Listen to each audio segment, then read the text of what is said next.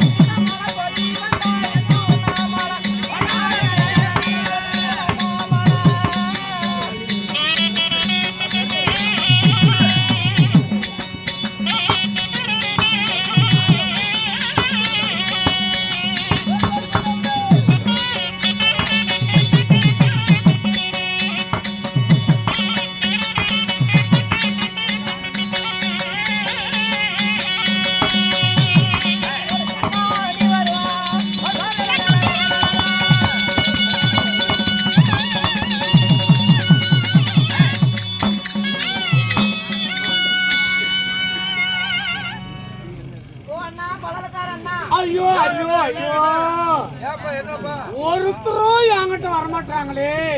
இப்பதான் தொப்பி நல்லா ஒரு அண்ணன் வாங்கிட்டு சபையை முன்னிட்டு நான் ஓடோடி வந்திருக்கிறேன்னு சரி என்கிட்ட பேசுவதற்கு ஒரு ஆள் தேவைனா ஆள் எத்தனை உங்ககிட்ட பேசுறதுக்கு எவ்வளவு வேணும்னா இதே வழியில் நேரா போயிருப்பாரு. ஒரு தலையில ஒருத்தர் தொப்பி போட்டு இருக்கிறாரு. அப்படியா? நல்லா பேண்ட் ஷர்ட் போட்டுட்டு நல்லா நீட்டா இருப்பாரு. போனா பேசுவாரா? நல்லா பேசுவாரு. போயிருப்பாரு. சரி நான் போய் பாக்குறேன். போயிருப்பாரு.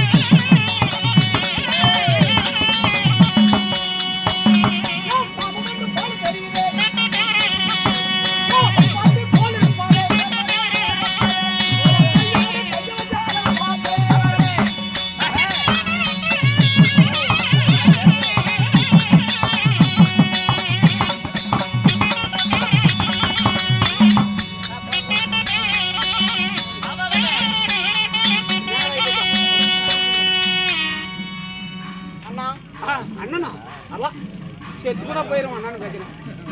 சரி கண்ணம்மா. ஐயோ ஒட்டகண்ணா இருந்தா உளுந்து செத்து போயிடும். பின்ன என்னடி உன்னை கூப்பிடுறது? ஆமா பக்கம் பேச்சு இல்லைன்னா வரதா கோயில் பக்கம் போயிடும். சரி என்னத்துக்குன்னா இவர்கிட்ட போய் மம்பு மம்பு. ஓ மாமா. ஏமா ஏமா வாமா. அண்ணா தவறாக பேசக்கூடிய வார்த்தைகள் போனால் போகட்டும். வேண்டாங்கிறாங்க. நேரம் இல்லை. ஆமா டைம் இல்ல. ஆமா டைம் நாட்டுக்கு நாடு மகாநாடு. அருமையும் பெருமையும் பேரும் புகழும் சிறந்த கோயில கேக்குறியா ஊரை கேக்குறியா முனியப்ப சாமி எல்லாத்தையுமே தான் சொல்லணும். எல்லாமே ஆமா நீங்களா வந்தீங்களா சொல்லுங்க. அதுல படிச்சு பாருங்க. அதாவது தர்மபுரி மாவட்டம். அங்க போய் ஆட்டுங்க. இங்க சங்கரி வாங்க மாவாட்டி தர இட்லி சுடுவீங்க ரொட்டி சுடுவீங்க. பெருநாயர வட்டம் அச்சநல்லி பஞ்சாயத்து பெரிய வத்தலாபுரம் உண்ணம் வந்தப்பட்டியான் காடு பகுதியை சேர்ந்த அன்பளிப்பு விட்டு நாடகம் ஏதோ வேண்டுதல் நிறைவேற்றிய காரணமாக இன்று ஓர் இரவு நாடகம். ஆமா அரங்கேற்றம். இன்று அரங்கேற்றப்பட்டுள்ள நாடகம் தூக்கடி ராணி அமுக்கட ராஜா. இல்ல இல்ல இல்ல கூத்து ஆகாய கந்தரவன் கர்வபங்கம் கிருஷ்ண மற்றும் சண்டை. அதாவது நேரமில்லை. இதிகாசம் என்று சொல்லக்கூடிய மகாபாரதம் ராமாயணம். ஆமா ரெண்டே ரெண்டு தான். ஆமா அது மகாபாரதத்தில் ஒரு பகுதியாக விளங்கக்கூடிய ஆகாய கந்தர்வன் கர்வபங்கம் இல்லை என்றால் கிருஷ்ணன் அர்ஜுனன் சண்டை. இந்நாடகத்தில் நான் யாரு என்னுடைய பெயர் என்ன ஒவ்வொன்னு சொல்லு. ஒவ்வொன்னா நான் சொல்றேன். கொட்டிக்காரன் விட்டு வேற ஒரு சொல்றேன். கணக்குல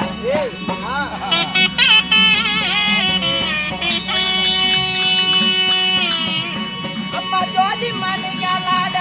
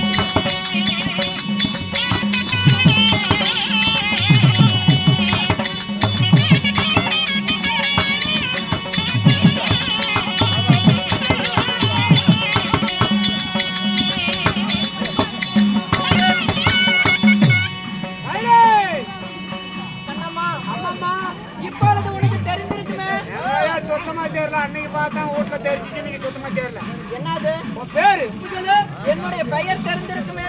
சொல்லு தெரிஞ்சுக்கிறேன். வாழை பருவம் உள்ள சரி. சோலை குயில போல நட நடந்து என் பின்ன கடை கொடுக்க என் பெயரோ கும்பனி என்று சொல்வா. ஆமா, கும்பனி. பேர்பட்ட கும்பனியை பெற்ற தாய் தந்தை யாரு? என்னை ஈன்றெடுத்த ஆஹா. தாய் தந்தை யார் தெரியுமா? யாரு? நான் ஒரு தாயின் அங்கத்தில் பிறந்தவளா? அப்படியா? அதாவது நான் ஒரு மானிட பிண்டமா அல்லது தெய்வீக பிண்டமா? மனுஷனுக்கு காலங்களா தெய்வத்துக்கு முக்கால பண்றோம். ஏய், ஓ, பிண்டம்னு எனக்கு தெரியல. நான் எப்படி பிறந்தேன்? எப்படி பிறந்தேன்? என்னுடைய பிறப்பின் ரகசியம் என்ன? சொல்லு.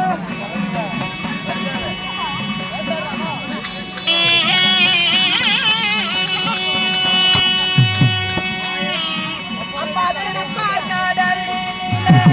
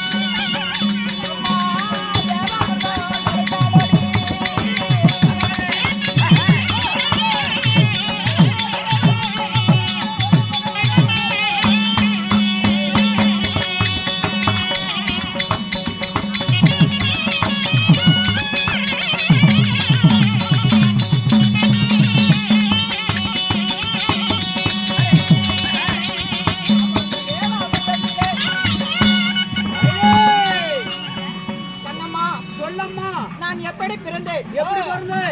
அந்த தேவாதி தேவர்கள் ஆஹா.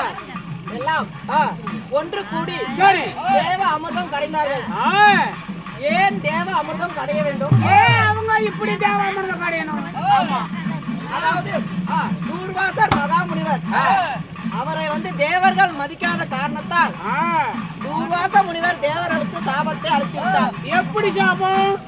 அதாவது நரை, திரை, மூப்பு, பிணி ஆ, இவை நான்கும் மானிட மனிதராய் பிறந்து இவை நான்கும் அணுக வேண்டும் என்று சாபத்தை அளித்து விட்டார். ஓ, நோய் நடிப்பட்டு சாவணும் வயசாய். ஆமா. நரை என்றால் முடி நரைப்பது. நரை என்றால் கண் வெளிச்சம் தெரியாம குறைஞ்சு போகிறது. பிணி என்றால் பிணி என்றால் காய்ச்சல் குருவும் நோய். இவை எல்லாம் அணுக வேண்டும் என்று சாபத்தை அளித்து விட்டார். ஆஹா. இச்சாபத்திலிருந்து விடுபடுவதற்காக தேவர்கள் அனைவரும் மகாவிஷ்ணுவிடம் போய் சென்றார்கள். சரி. அப்பொழுது மகாவிஷ்ணு சொன்னார், ஆ, அந்த மதகரி மலையை மத்தாகவும் சரி.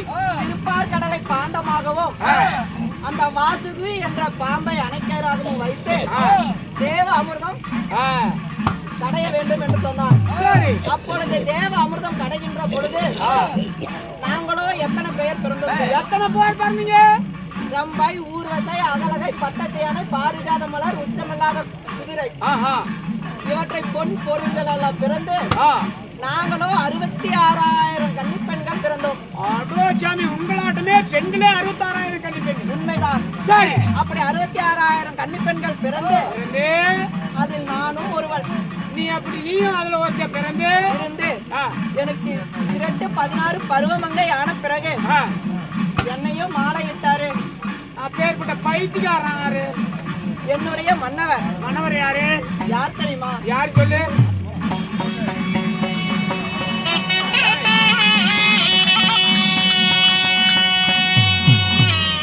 அம்மா என்ன மாலை முடிந்த மன்னர்